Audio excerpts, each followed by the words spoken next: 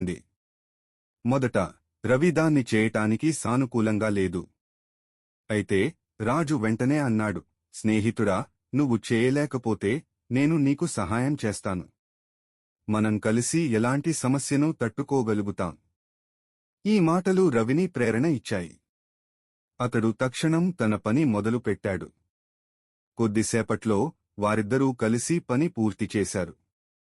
రవి రాజు ప్రేమను, స్నేహితుడిగా ఆయన చూపించిన సహాయాన్ని ఎప్పటికీ మర్చిపోలేదు. స్నేహితుడా, యోహాను 15:12. నేను మిమ్మును ప్రేమించిన ప్రకారము మీరొకనినొకడు ప్రేమించవలెననుటయే నా ఆజ్ఞ. This is my commandment, that ye love one another, as I have loved you. తన స్నేహితుల కొరకు తన ప్రాణము పెట్టువాని కంటే ఎక్కువైన ప్రేమగల వాడెవడునూ లేడు. Greater love hath no man than this, that a man lay down his life for his friends.